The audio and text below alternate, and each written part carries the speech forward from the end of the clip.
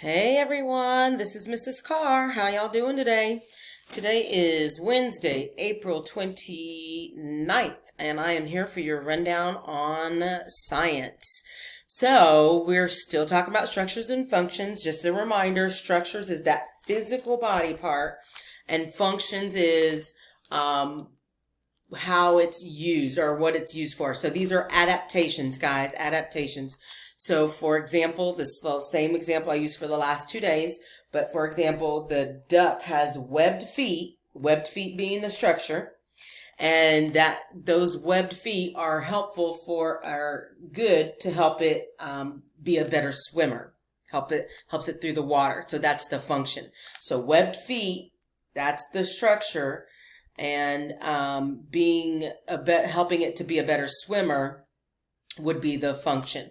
Okay, those are that's an adaptation, a physical adaptation that animal has has developed over the years. All right, so today we're watching our STEMscopes video on adaptations, and again, that's structures and functions. So you'll click on that, and it's going to pop up out into this new tab here. Then we're going to come over here. After you watch that video, you're going to come and read this article. Okay, click it. Click on that, and then click on that. That's how I got that to happen. Okay, you're reading this article, and you can download it and open it up in a whole new tab, or you can print it out if you have access to a printer. Although it's definitely not necessary. But you're going to read this article. So please make sure you're being very careful. You'll notice they have the words adapt, structure, function highlighted over and over and over again. And that obviously means they're very, very important. So please take note. Here's a table. Anytime you have any kind of table, that means you need to be paying extra close attention to that table. That means it's super important. So make sure you're paying attention and focusing on each of these columns, so you know what it is talking about. All right, so this is for animals, and then this page down here is for plants. And yes, plants have adaptations as well. I know it sounds weird, right? But they do. So you definitely want to read all about those plant adaptations. All right, when you're done with the adaptations, you're going to answer your discussion posts, your questions in your discussion post. That means you're going to click back onto the Schoology tab.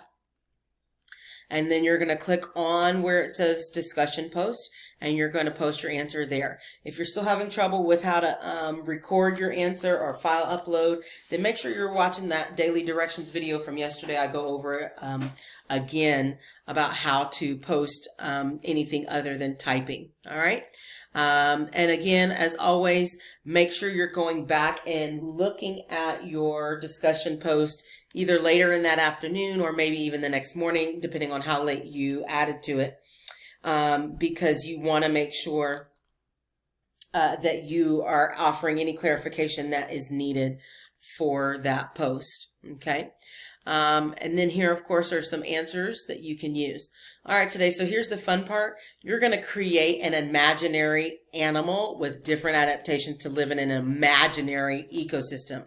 So this is really cool because you let your imagination run wild, think out of the box, be as creative as you want to be. So this is really cool because your animal is pretend and your ecosystem is pretend. So you can make it literally whatever you want it to be. So it's pretty awesome.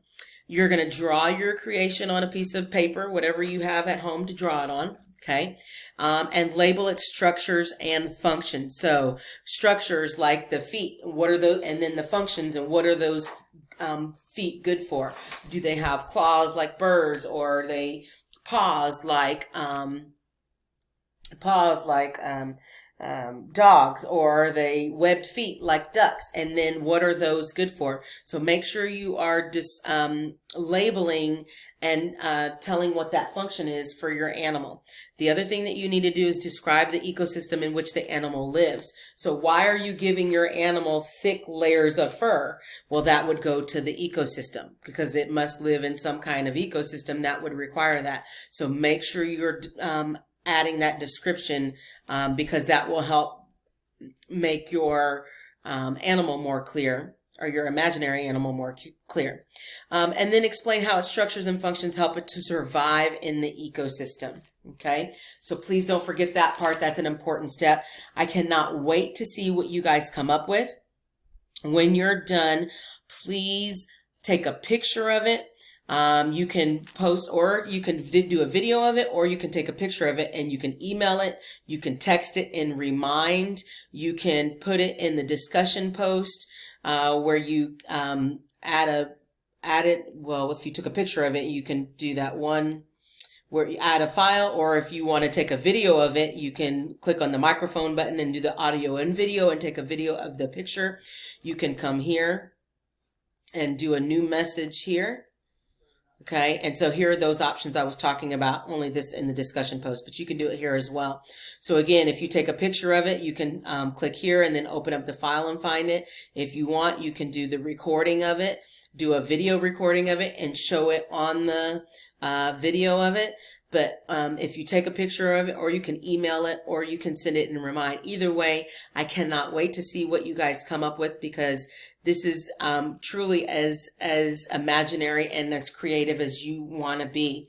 And so that's a really exciting thing, to see those imaginations go wild.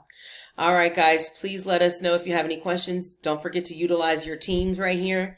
You can video conference with us anytime during the day. When you have questions and need help. All right, guys, y'all take care. I'll see you tomorrow. Bye-bye.